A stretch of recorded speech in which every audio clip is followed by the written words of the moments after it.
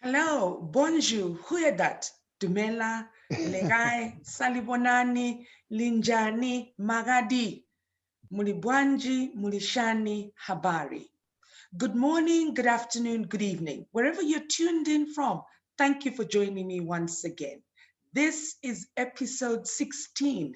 Can you believe it? I have had an incredible time getting to know people apart from who we see when they're on any platform. And just when we dive and get to know what they can do for us on a one on one in their professional space. So, this is the last episode of the series of Get to Know Them. These are Ego Wings facilitators, men and women that have just dedicated their lives to make a difference in ours. We are living in challenging times. And well, these are men and women who have decided not to be selfish with their talents, not to be selfish with their knowledge, and impact and help us change. My name is Candy, and I'm your host. Like I said, what a journey. 16 incredible people. Today, nonetheless, I am joined by a phenomenal, incredible, awesome gentleman. Oh, it is such a joy to end this on this note. So, he is an entrepreneur. He does a lot of leadership coaching. He is sales and marketing expert. He was awarded Ghana's top 40 under 40. And in 2020, while the rest of the world was in lockdown, he continued to thrive. And he was also one of the people that was acknowledged as Africa's top 100 most influential people on the continent. Now, I mean, what else can close this series in such a wonderful note? He is a gentleman who never stops. The world is half okay to travel. He has gotten up and he has traveled. But because he is who he has made the time for us to join him. The person I'm talking about today is Kwame Bekoe. Kwame is currently in Europe. He has gone there to take some time off and do some research work and just, wind down and plan for the next 2 quarters that are before us for the year. So allow me to introduce um, Kwame. As for all of you who've joined in, again, thank you so much for joining me for this very last episode. So, Kwame, how are you? Good to see you. Looking How are you great. doing, Candy? Thank you so much. You too, you too. I was almost asking who you talking about there with the introduction, but thank you so much for that. Appreciate it. Oh, you're looking good. So tell us, where are you? You look stunning.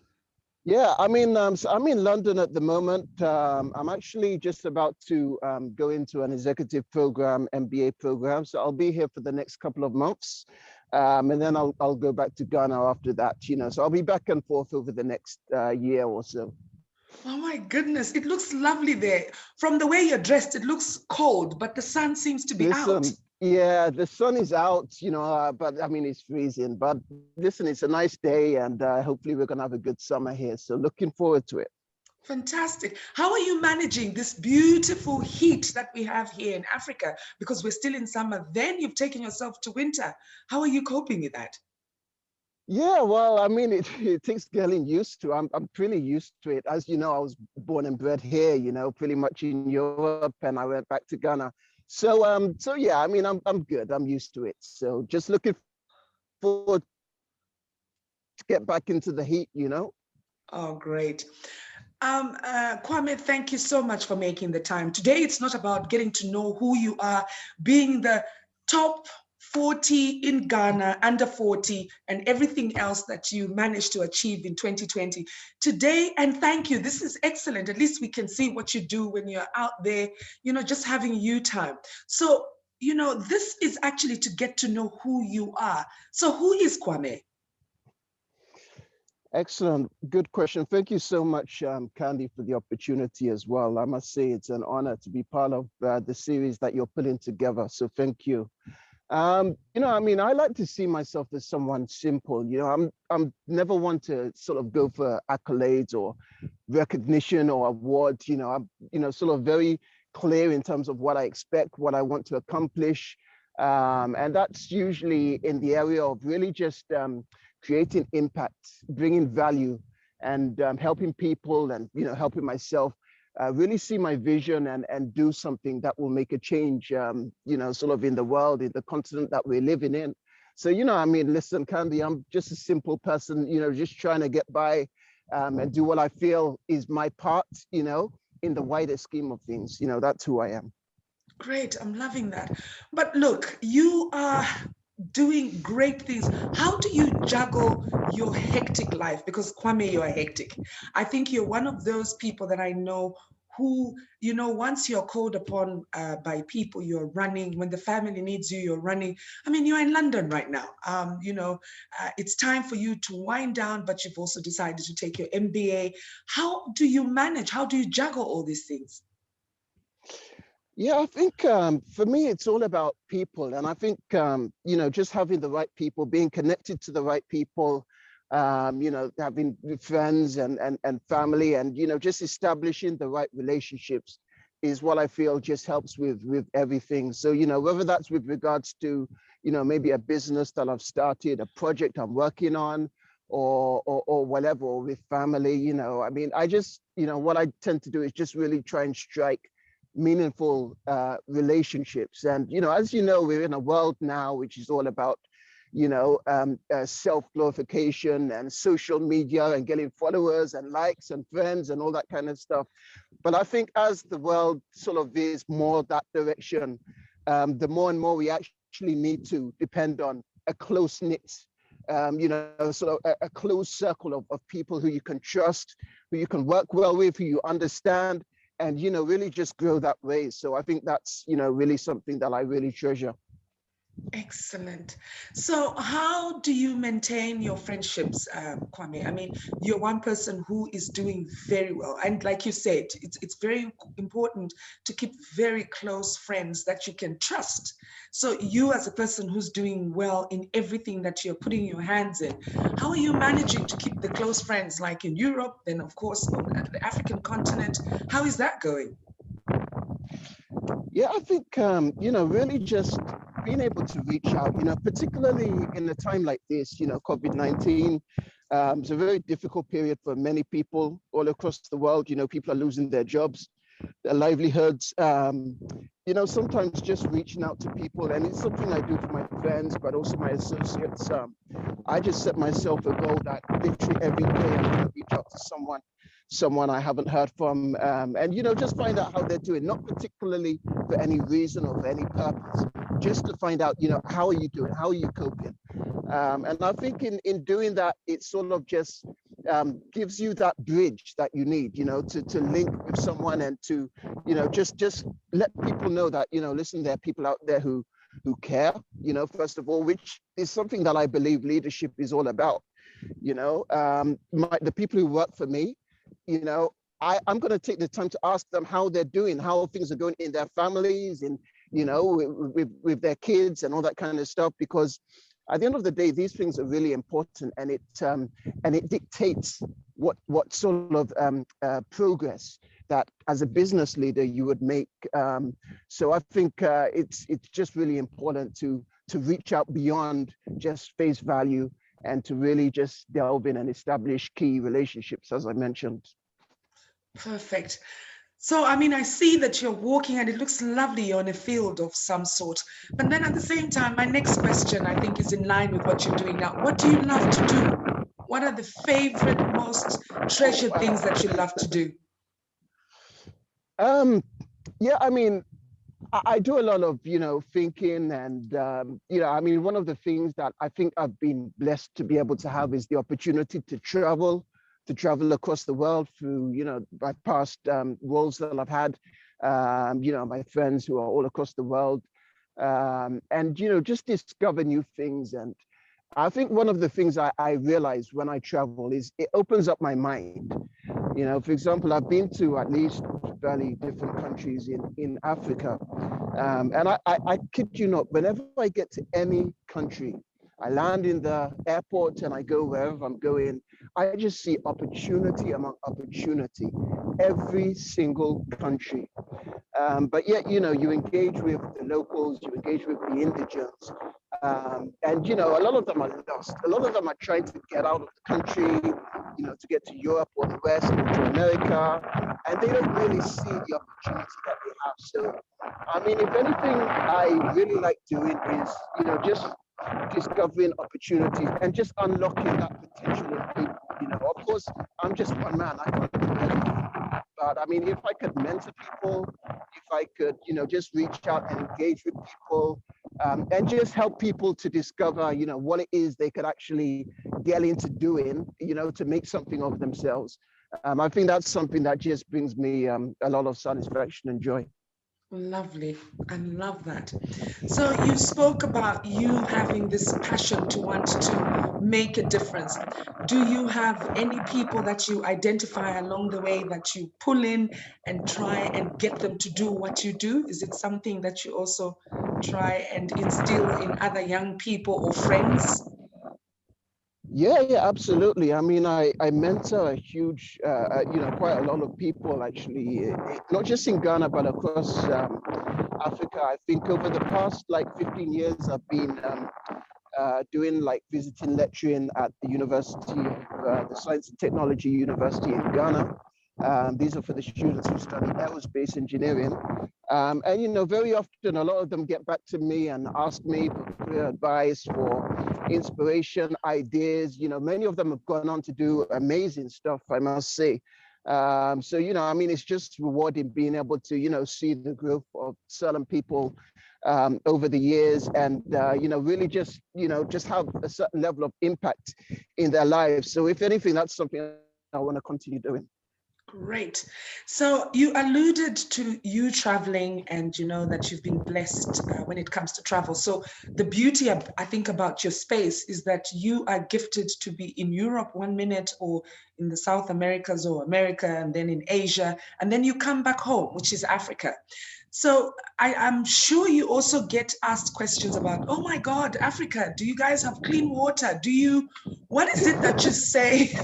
What is it that you say if someone is asking you about Africa and you want them to fall in love with Africa and you want them to come with an open mind? What is the advice that you give to someone that's never been to Africa but has been influenced by media, has seen the wrong pictures only of hungry children with flies all over their faces?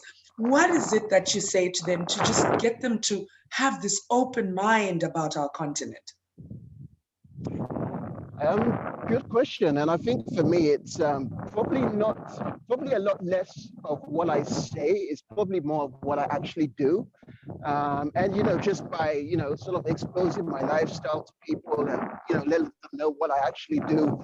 And, why is it that I actually keep going back when I have the opportunity to live here? And I think that's something that many of the people in my generation have realized, who are born and bred, maybe in the West, and, they have the opportunity to get back to Africa.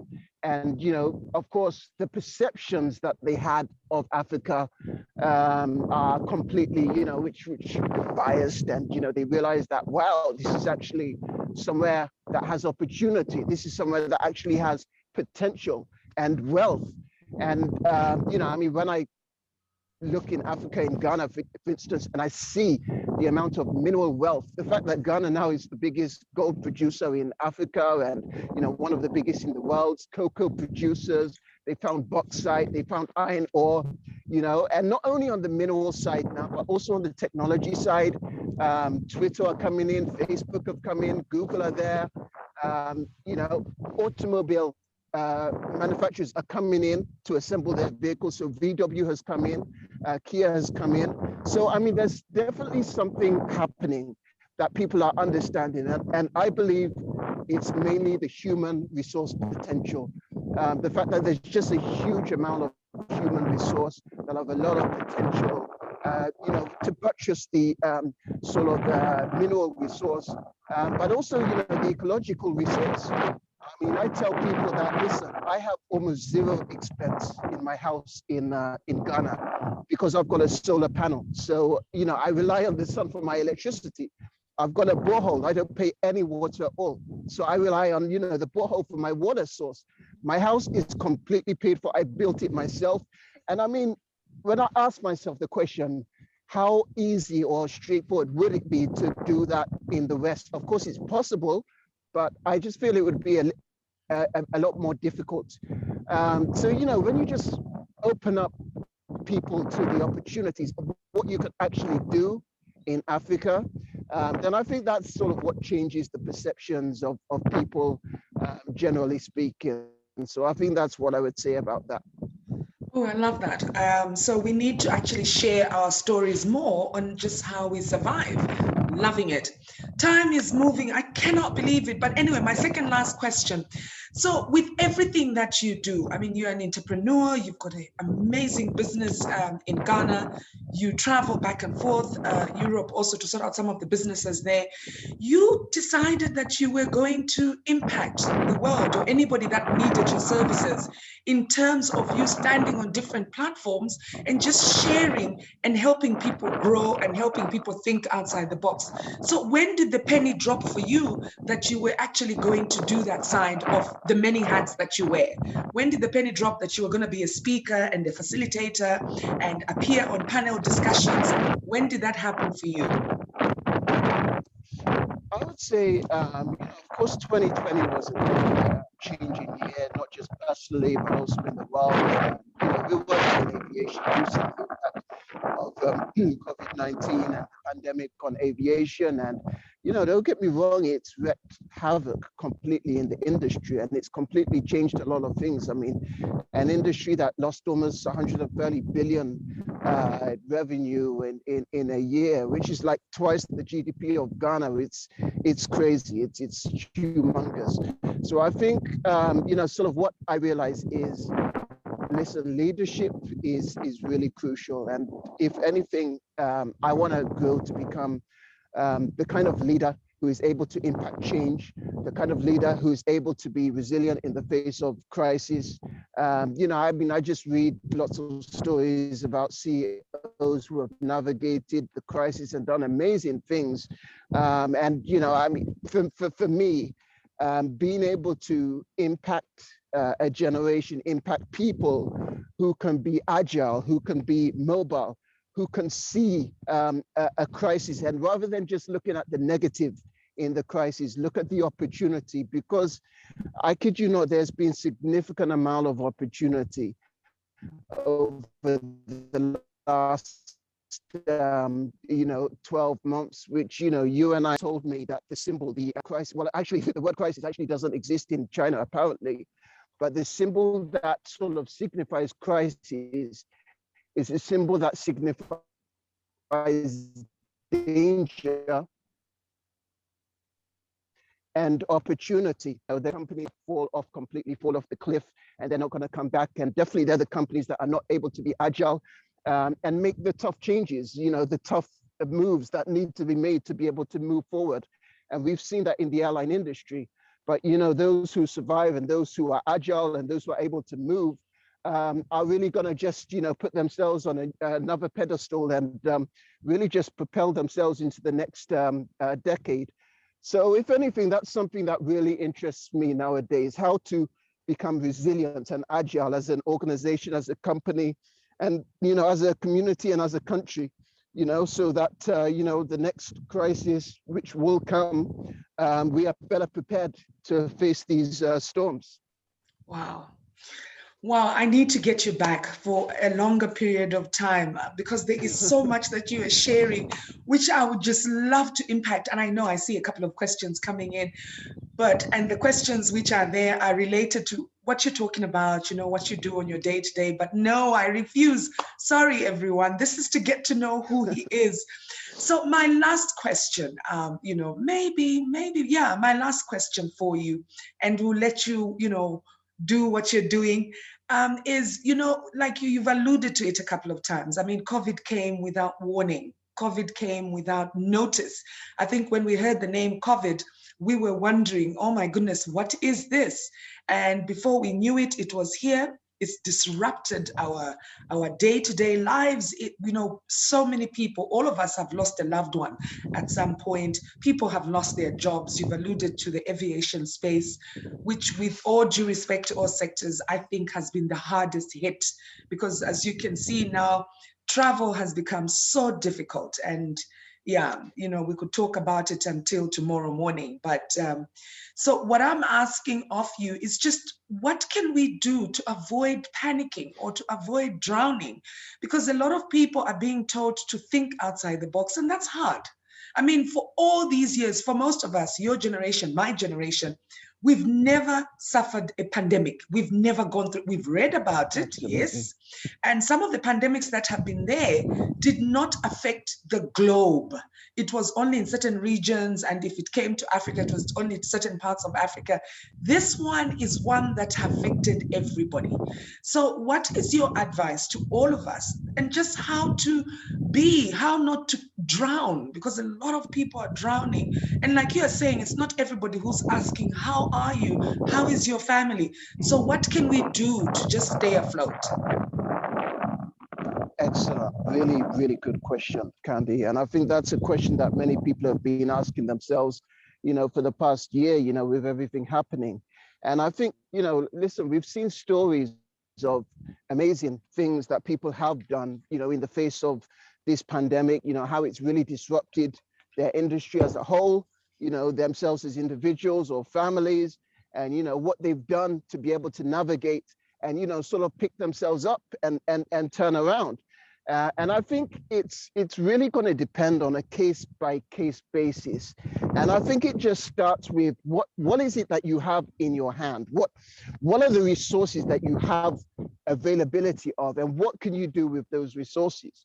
I often tell this story about my restaurant in Ghana. I mean, I've got a restaurant, and this is another sector that was heavily hit by COVID-19 and the lockdowns, and it still is hit. But what I often say is that in the April, when we had the lockdown and all the bars and restaurants had to close, and of course we still have overheads to pay, we still have salaries to pay, and what is it that we do? What can we do? Well, the fact of the matter is people still need to eat. People are still going to eat. So I mean, essentially what we did is we were able to navigate by pivoting from a business model where people would come in, sit down and eat, to a business model where we would have our own dispatch riders who would pick up food and deliver. We signed up to every single delivery platform. So we signed up to Jumia Food, Uber Eats, which is in Ghana, Bolt Food. And we just made sure that we dominated as much as we could that market. And, within a month, the revenue that we would have from people who would come in and sit down and order food, it was literally replaced by delivery revenue. So we were able to recoup and get back to a place very quickly whereby our revenue was even more than pre-COVID-19. Now, as I said, it depends on what business you're in, who you are, what you're doing. But I think it's just about sitting down and thinking, and that's something that people tend not to do, particularly in a pandemic. It's very easy to overreact, to get frustrated. But if you just sit down and think about your situation, blank sheet of paper, what do you have? What are the opportunities? What are the threats? How can you leverage, this crisis in your favor? Then I feel that there's always something that everyone can do to be able to move forward. So that's what I would encourage people to do. And there you have it. Oh my goodness. Can you believe it's already that time to say goodbye? Oh gosh. But honestly, Kwame, thank you so much for making the time and allowing us to just walk with you. That felt good. I felt that breeze as well every time you were walking. So thank you so much for making the time. We wish you all the success with your MBA. Really, thank you. Thank you, Kwame. Excellent. Thanks a lot, Candy. Take care. And there you have it. So we were joined today by Kwame Bekoe, and he is currently in Europe. He lives in Ghana. He is Ghanaian, of course, even if he was born in Europe, but he loves Ghana. He is an African that is extremely passionate about the continent. A couple of things that I picked up. He is one that has been blessed to see opportunities everywhere he goes, in every country that he goes to, different from most of us. When he looks around, he is seeing a need that he would love to find a solution for. Most of us who look at the beauty and who just be in all of the place, rarely do we take on that opportunity. So I guess going forward in these hard times, let's learn to use that eye, that extra attention to detail where there is always a need if we do look carefully. The second thing that he's shared, I think that is so powerful during these times of COVID. We all want to come up with solutions that are beyond what we have. He has said to us, look within your space, your surroundings. Look at what you have. Get a paper and pen, as simple as all that. Just write down what is in your reach and then try and make that difference. Let's also be deliberate. He's talked about being deliberate in what we do. I've also learned that, regardless of where you are, take the time out to have a moment with yourself. As you can see, he joined us today because it is the only time that he had where he was taking a walk and he uses that time to reflect. We all need to do that. Let us have the time for us. Leave your gadget behind. Focus on just you. Inhale that air. Appreciate where you are. And that is the guest that I had. That has ended our series. This has been Get to Know Them. This has been facilitators, Eagle Wings facilitators, men and women that cut across every sector, men and women that are so passionate about making a difference, men and women that have developed themselves, gone through a lot of education, have gotten their masters, their PhDs, you name it, are masters in their own fields and have decided not to hold on to that knowledge, but to share. So many times when we see these people on a platform or anywhere, we judge them. We think they have it all. What are they saying? But wow, 16 episodes of getting to know people's lives. We have seen some cry. We've seen some that have been vulnerable. Some have shared what they do in their relationships. Some have even shared what they do as parents. Some have told us the secrets about getting up and, exercising every morning and what you need to say to yourself. It's been an amazing journey.